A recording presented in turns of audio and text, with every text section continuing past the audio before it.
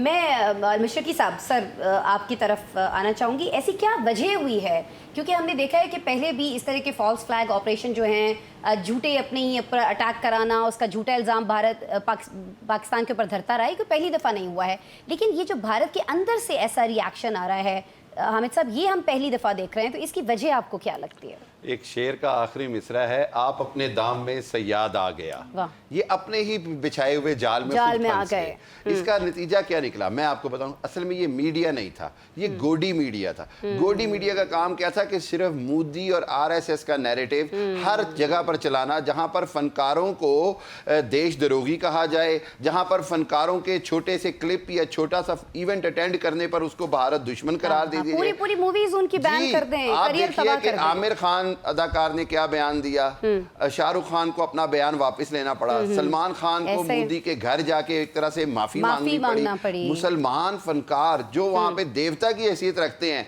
इस मोदी सरकार ने उनको किस अंदाज में ह्यूमिलिएट किया ये हम जानते हैं। अच्छा, हमेशा से ये होता है, ये अली की बात बिल्कुल ठीक है कि हम पाकिस्तान मीडिया या पाकिस्तान का जो सोशल प्लेटफॉर्म है वो थोड़ा सा हमेशा बैकफुट पे रहा या काउंटर नैरेटिव उस तरह नहीं करता था।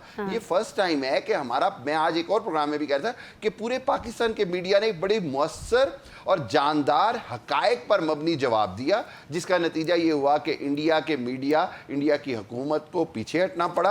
और जो हमारे जो फनकार हैं या जिनके ऊपर ये अब पाबंदियां लगा रहे हैं, ये इस बात का सबूत है कि इंडिया वही बात है कि ना क्रिकेट में हमारे साथ खेलना चाह रहा था, हमसे भागता है, उसके बाद जनाब हर अंदाज में, और अब रह गया था एक फ़नून लतीफ़ा जो पूरी दुनिया का एक जैसा होता है, इसकी कोई सरहद नहीं होती। अब उसमें भी वो छोटे दिल और छोटेपन का मुजाहरा कर रहा है। अकाउंट्स ब्लॉक करने, मेरे अकाउंट को पता नहीं कितनी बार इन्होंने रिपोर्ट किया, मैं हंसता भी हूँ, मैं कहता यार इससे मुझे क्या फ़र्क पड़ना है। लेकिन मैं आपको एक बात बता दूँ, पूरी दुनिया इसको देख रही है, पूरी दुनिया देख रही है। और इंटरेस्टिंग बात यह है कि हम जब, मेरा ख्याल अली को भी पता होगा, शाहिद साहब को भी पता होगा कि पूरी दुनिया के अंदर जब हम रिसर्चेस करते हैं ना, तो हमें बाकायदा ये कहा जाता है कि आपने जब पीएचडी थीसिस करना है या कोई थीसिस करना है ना, तो रेफरेंस में आपने इंडियन मीडिया कोट नहीं करना, because they are not credible reference. आप अंदाजा कीजिए कि ये पूरी दुनिया में एक मुसल्लमा असूल बन चुका है कि इंडियन मीडिया की रिपोर्ट्स या कोई चीज क्रेडिबल नहीं है। आप गार्डियन मेंशन करें, आप डॉन मेंशन करें, आप न्यूयॉर्क टाइम्स मेंशन करें, लेकिन आपने इंडियन मीडिया को मेंशन नहीं करना। सो मेरा ख्याल ये है कि इंडिया की ये भरपूर शिकस्त है और इससे कुछ नहीं कर रहा इंडिया, मां सिवाय इसके कि खुद अपनी आवाम के अंदर भी छोटा पड़। हामिद खान अल-मशरकी साहब, सर क्या आप ऐसा समझते हैं कि वाकई ये दोनों ममालिक जो हैं ये वाकई किरदार अदा कर सकते हैं, ख़ास तौर पर जब सूरत हाल यहाँ तक पहुँच गई कि एक तरह से काउंटडाउन जो है वो चल रहा है, 36 आवर्स, 24 आवर्स, 12 आवर्स, तो आपको लगता है ये पॉसिबल है सर?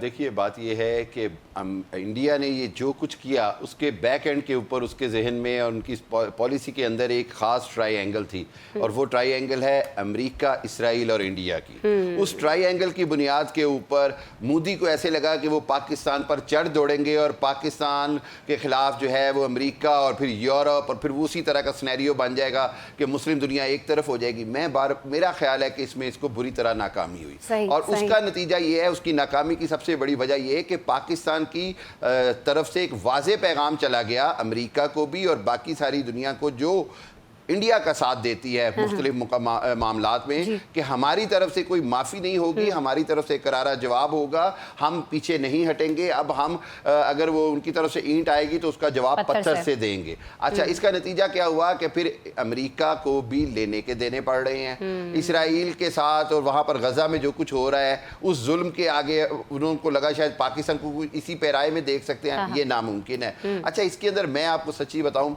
सऊदी अरब का रोल बहुत अहम और बहुत पॉजिटिव है। बहुत पॉजिटिव रोल इस तरह है कि सऊदीया ये जानता है कि अगर पाकिस्तान इंडिया जंग होती है, अगर पाकिस्तान इंडिया कॉन्फ्लिक्ट होता है, तो एक पॉइंट पर आकर सऊदी अरब को पाकिस्तान का साथ देना होगा, और अगर वो साथ देना होगा तो उसको वो 20-24 लाख जो भारतीय वहां काम कर रहे हैं, अगर सिर्फ उनको निकालने का बयान दे दे तो इंडिया की पूरी इकोनॉमी एक बार हिल जाती बहुत कुछ कर सकते हैं। ठीक हो गया। और फिर उसके बाद सऊदी अरब के पीछे यूएई और बहुत सारे हैं। देखिए, हमने देखा कि मशरिक़ वुस्ता में कतर एक सालिसी का रोल करता आया है, अफगानिस्तान के मामले में, यमन के मामले में, दूसरे मामलों में। अब सऊदी अरब ने वो पोजीशन ली है काफ़ी सारे मामलात में, यूक्रेन रशिया में उसने मसालियत का रोल लिया है, देखा आपने अमेरिका। सो मेरा ख्याल ये है कि सऊदी अरब का मैं सादिया की बात कर रही हूँ, किस चीज़ का इंतज़ार किया जा रहा है इंटरवीन करने के? मेरा ख्याल ये है कि बैकडोर इंटरवीन ऑलरेडी चल रहा है। अच्छा। बैकडोर डिप्लोमेसी चल रही है। वो जो 24 से 36 घंटे का बात की गई थी वो फौरी तौर पे रुकवाई है, और उसको रुकवाने की वजह आपको कल जो अमेरिकन फॉरेन सेक्रेटरी की कॉल्स है उसके बाद मामला अब रुका है। अब इवन इंडियन मीडिया जो है वो पीछे हटता नजर आ रहा है आपको। सो मेरा ख्याल ये है कि ये डिप्लोमेसी काम करेगी, नहीं तो फिर भारत का जुनून और फिर पाकिस्तान। सर ये बताइएगा, ये जो कशीदगी की सिचुएशन है, इस सारी कशीदगी के अंदर बाकी चीज़ों पर फोकस करने के बजाय जिस तरह से तबादले किए जा रहे हैं इंडियन, चाहे वो एयरफोर्स हो चाहे वो आर्मी हो, आपको नहीं लगता कि ये अपनी ही फ़ौज पर इस नाजुक सूरत हाल के अंदर अदम एतमाद का कहीं मोदी जी इजहार कर रहे हैं? देखिए अस्मा, आपने बहुत अच्छा इंट्रो किया, लेकिन उसके अंदर एक छोटी सी गलती कर गई। जी सर। पता है आपने ये जो कहा ना कि अब बेहतर है कि सुलह कर ले, मोदी की सुलह से अब जान नहीं छुटनी, अब माफी मांगनी पड़ेगी उसको। पहलगाम हमला, पुलवामा ड्रामा और सारा कुछ करके ना अब पाकिस्तान की आर्मी, पाकिस्तान की हुकूमत और पाकिस्तान की आवाम, मैं यकीन से आपको बता रहा हूँ, चीफ ऑफ आर्मी स्टाफ ने भी कहा कि अब इनको माफी से जान छुटेगी। एक तो बात ये है, लेकिन सच्ची बताऊं, आपने बड़ी अच्छी डिटेल बताई। बात ये है कि जब आपको अपनी फौज के मोस्ट सीनियर कमांड को इस तरह बदलना पड़ रहा है, इसका मतलब है कि आप मुकम्मल तौर पर फेल हो गए हैं उस जंग को शुरू करने से ही पहले, जिसको सोच के खुद भारतीय फौजियों की, भारतीय फिजाइया और नेवी वालों की, जिसको कहते हैं ना, टांगे कांप रही हैं। मैं आपको एक हकीकत बताऊं, हकीकत ये है कि मोदी ने अपनी पॉलिटिकल सर्वाइवल के लिए, अपने सियासी सर्वाइवल के लिए अपनी पूरी फौज और अपने मुल्क की साख को दाव पर लगाया।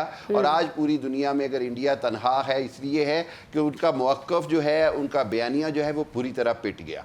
दूसरी बात यह है कि उनकी अपनी फ़ौज में बददिली है। तीसरी बात यह कि आपको भी पता है कि इंडियन फ़ौज के अंदर जो सिखों की तरफ से पैगामात आ रहे हैं, जो सिखों की डिवीज़न आ रही है कि जी सिख तो जो हैं वो शायद पाकिस्तान के खिलाफ हथियार उठाने से भी इनकार कर दें। तो इस सारी सूरत हाल के अंदर मैं नहीं समझता कि इंडिया के लिए कुछ भी बचा है, माँ सिवाय ये कि ये माफ़ी मांगे, जंगी जुनून से बाहर आए, और सबसे बढ़कर ये कि जो कश्मीरियों का जुल्म और जेनोसाइड हो रहा है उससे बाहर आए, उसको ख़त्म किया जाए। और आज पाकिस्तान, मैं कहूँगा अल्हम्दुलिल्लाह, इस पोजीशन में आ गया है कि पूरी दुनिया को एक बार वाज़े तौर पर बताया जाए कि ये कश्मीर का मसला हल किए बगैर इस खित्ते में अमन नामुमकिन है। कश्मीर वो वाहिद वो फ्लैश पॉइंट है जो दो मुल्कों के दरमियान न्यूक्लियर जंग भी करवा सकता है। और उन 80 लाख कश्मीरियाँ जिनको आपने दुनिया की सबसे बड़ी जेल में कैद कर दिया है, अब उनकी आज़ादी का वक्त आ गया है। और मोदी सरकार की जो पब्लिक पॉपुलैरिटी है वो तो आप कई प्रोग्रामों में खुद डिस्कस कर चुकी हैं कि बिहार में उनके साथ क्या हो रहा है। इवन जो गोदी मीडिया है वो भी दिखाता है, उनका मीडिया दिखाता है, जो लाइव इंटरव्यू करते हैं तो उसमें उनको शर्मिंदगी उठानी पड़ती है। सही हो गया सर, तो मेरा ख्याल है कि अब इंडिया के लिए बहुत मुश्किल दिन आने